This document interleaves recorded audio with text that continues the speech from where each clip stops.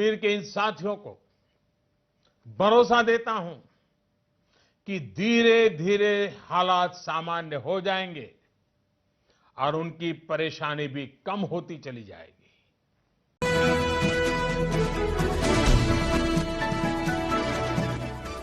आप देख रहे हैं खबर दर खबर शम्स तबरेज कासमी के साथ। अस्सलाम वालेकुम रहमतुल्लाह, मैं हूं शम्स तबरेज कासमी और आप देख रहे हैं मिल्लत टाइम्स। वज़ीर-ए-आज़म नरेंद्र मोदी का कौम के नाम खिताब आपने सुन लिया होगा। जुमरात की रात 8 बजे उन्होंने कौम के नाम खिताब किया। इस खिताब में उन्होंने कश्मीर आर्टिकल 370, 35A और कश्मीर और लद्दाख का, वहाँ के अवाम का, वहाँ के मसाइल का तज़किरा किया।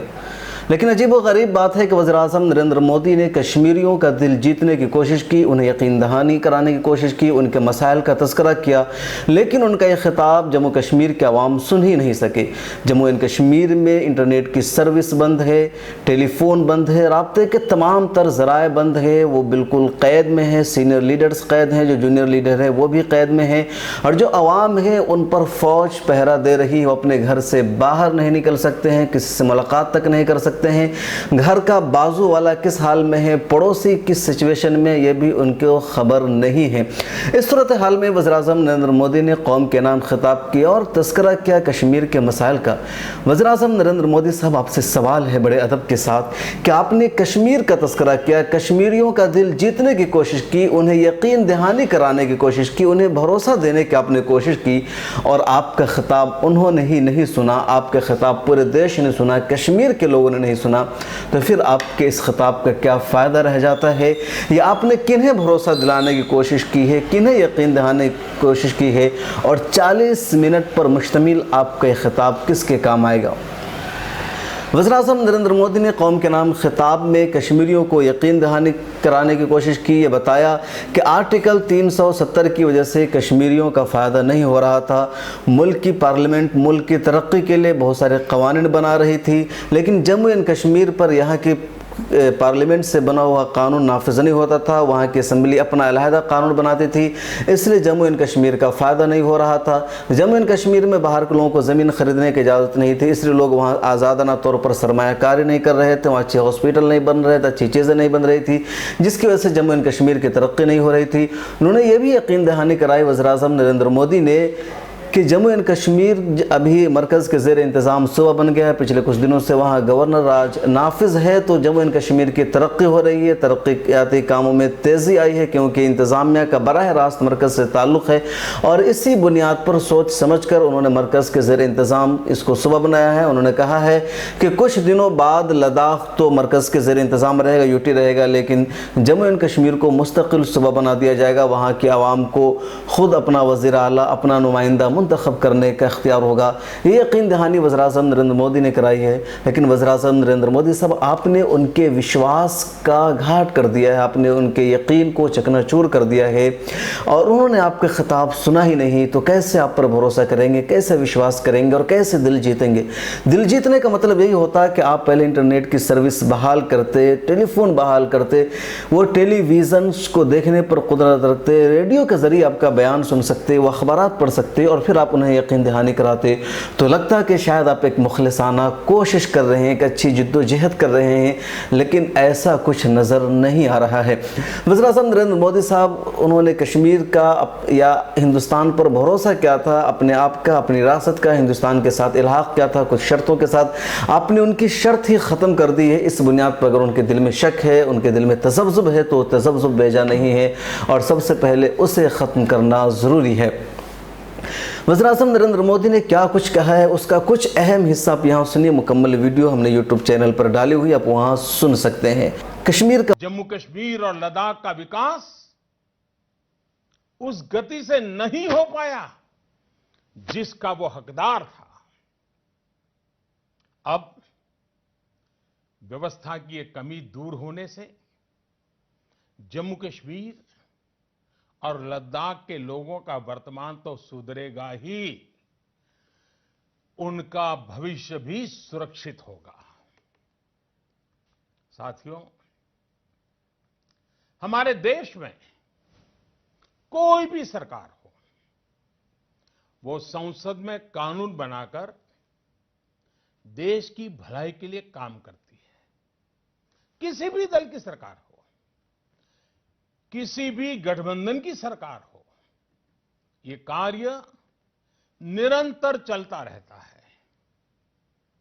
कानून बनाते समय संसद में काफी बहस होती है, संसद के बाहर भी बहुत चर्चा होती है, चिंतन मनन होता है। उसकी आवश्यकता, उसके प्रभाव को लेकर गंभीर पक्ष रखे जाते हैं।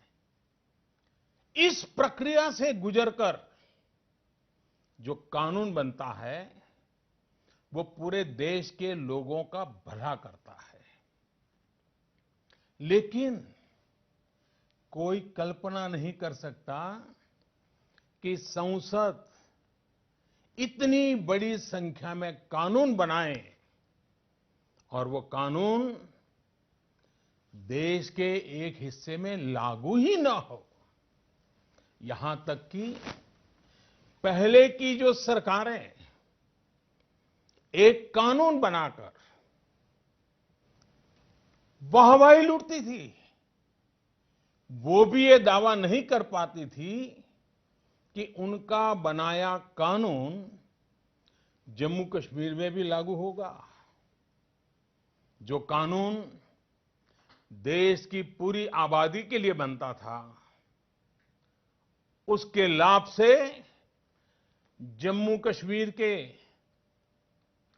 1.5 करोड़ से ज्यादा लोग वंचित रह जाते थे। सोचिए, देश के अन्य राज्यों में बच्चों को शिक्षा का अधिकार है, लेकिन जम्मू कश्मीर के बच्चे इससे वंचित थे। क्या गुनाह है उन बच्चों का? देश के अन्य राज्यों में बेटियों को जो सारे हक मिलते हैं, वो सारे हक जम्मू कश्मीर की बेटियों को नहीं मिलते थे। देश के अन्य राज्यों में सफाई कर्मचारियों के लिए सफाई कर्मचारी एक्ट लागू है, लेकिन जम्मू कश्मीर के सफाई कर्मचारी इससे वंचित थे, उनको यह हक नहीं दिया गया था। देश के अन्य राज्यों में दलितों पर अत्याचार रोकने के लिए सख्त कानून लागू है, लेकिन जम्मू कश्मीर में ऐसा नहीं था। देश के अन्य राज्यों में अल्पसंख्यकों के हितों की रक्षण के लिए माइनॉरिटी एक्ट लागू है, लेकिन जम्मू कश्मीर में ऐसा नहीं था। देश के अन्य राज्यों में मजदूरों के लिए, श्रमिकों के हितों की रक्षा के लिए मिनिमम वेजेस एक्ट लागू है, लेकिन जम्मू कश्मीर में काम करने वाले श्रमिकों को ये सिर्फ और सिर्फ कागजों पर ही लटका हुआ मिलता था। देश के अन्य राज्यों में चुनाव लड़ते समय एससी, एसटी, अनुसूचित जनजाति के भाइयों बहनों को आरक्षण का लाभ मिलता था, लेकिन जम्मू कश्मीर में ऐसा नहीं था। साथियों, अब आर्टिकल 370 और 35A बीते हुए इतिहास की बात हो जाने के बाद उसके नकारात्मक प्रभावों से भी जम्मू कश्मीर जल्द बाहर निकलेगा, इसका मुझे पूरा विश्वास है। जम्मू का मसला पेचीदा होता जा रहा है, गंभीर होता जा रहा है और अब एक इंटरनेशनल मसला बन चुका है। कश्मीरियों को हालात को देखने के लिए वहाँ आज गुलाम नबी आज़ाद पहुँचे थे। 11 बजे फ़्लाइट से वो श्रीनगर एयरपोर्ट पर पहुँचे, लेकिन उन्हें वहाँ से बाहर नहीं निकलने दिया गया। पुलिस के आला अफसरान ने रोक लिया और कहा कि आपको बाहर जाने की इजाज़त नहीं है, हमें ऊपर से हुक्म दिया गया है। और बिल आखिर शाम को 5 बजे उन्हें वापस लौटना पड़ा। आजकल एक तस्वीर का मीडिया में बहुत चर्चा है, बहुत कुछ दिखाया जा रहा है और कहा जा रहा है कि कश्मीर की आवाम मुतमईन है और नेशनल एडवाइज़र अजीत डोभाल कश्मीर में कश्मीरी आवाम के साथ घूम रहे हैं, बिरयानी खा रहे हैं, जिससे पता चलता है कि कश्मीरी आवाम में इस फैसले के ख़िलाफ़ नाराज़गी नहीं है।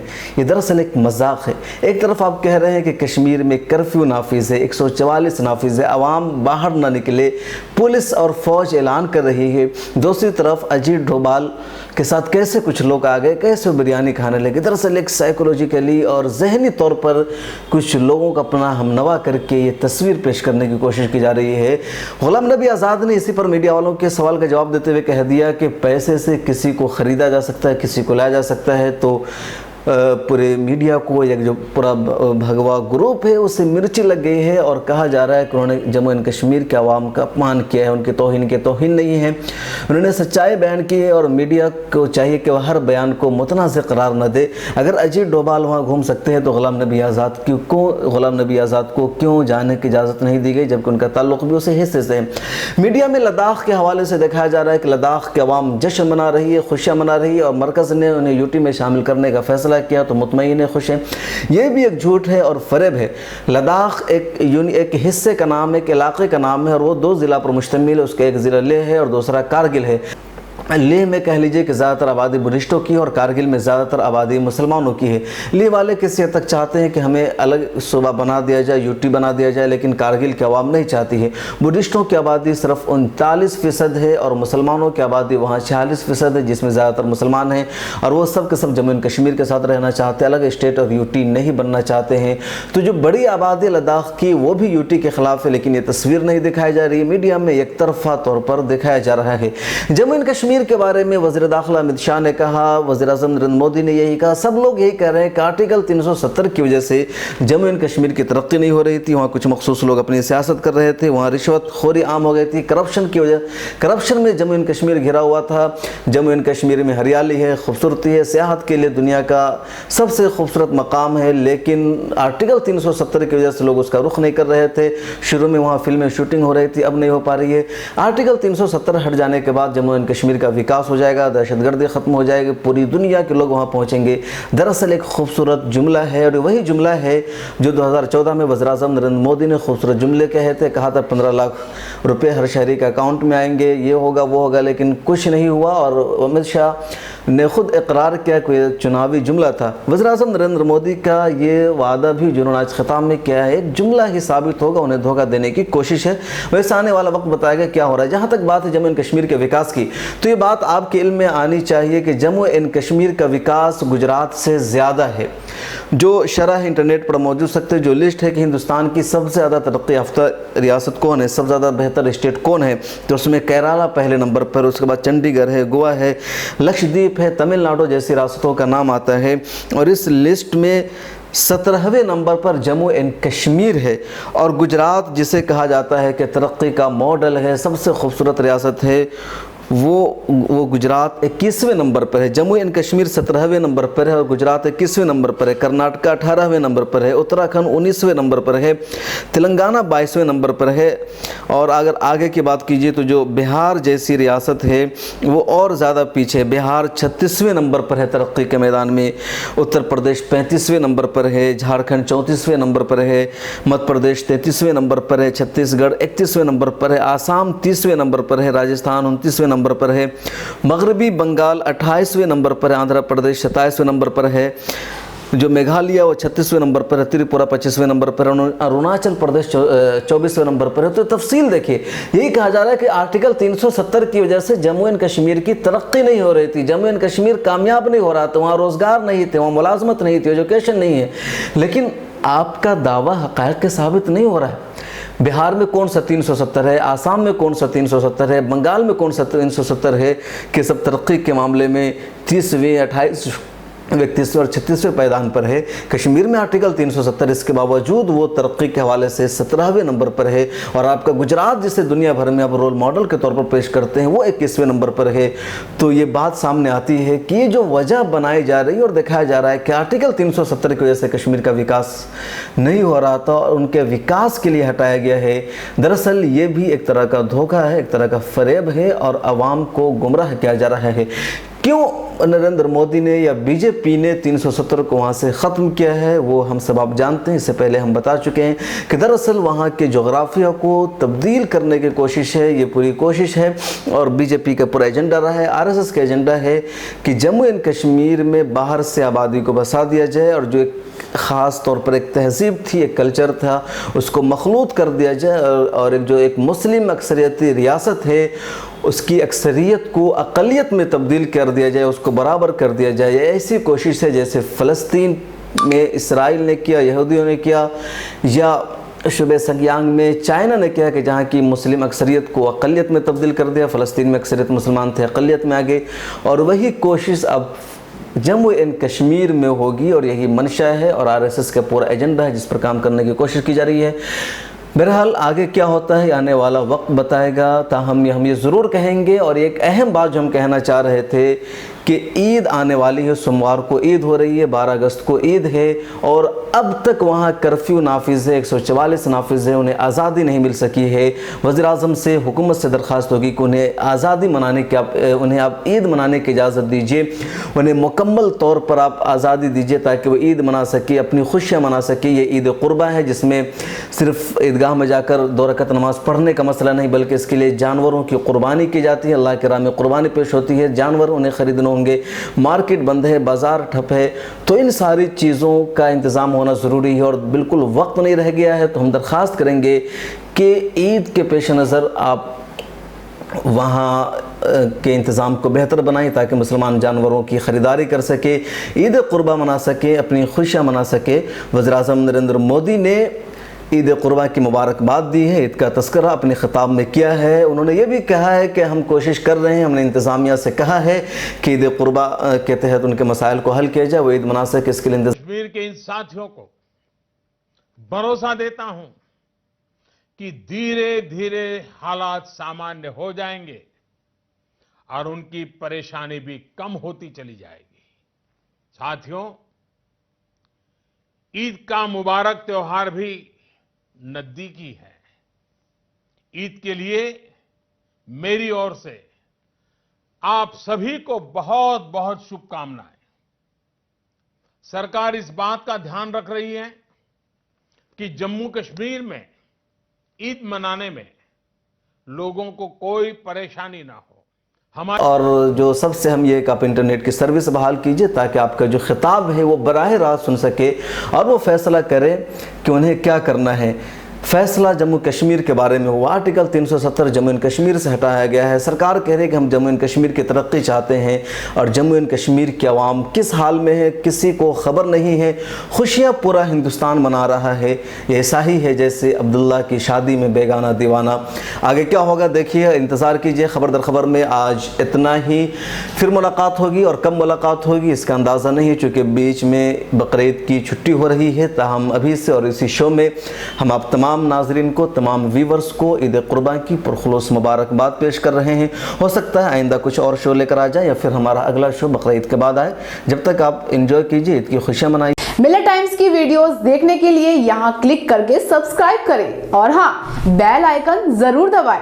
अगर फेसबुक पर देख रहे हैं तो पेज लाइक करें। ताज़ा तरीन खबरों और मज़ामीन के लिए विजिट करें हमारी वेबसाइट www.millettimes.com। हमारी ये वेबसाइट उर्दू, हिंदी, इंग्लिश तीनों लैंग्वेज में मौजूद है।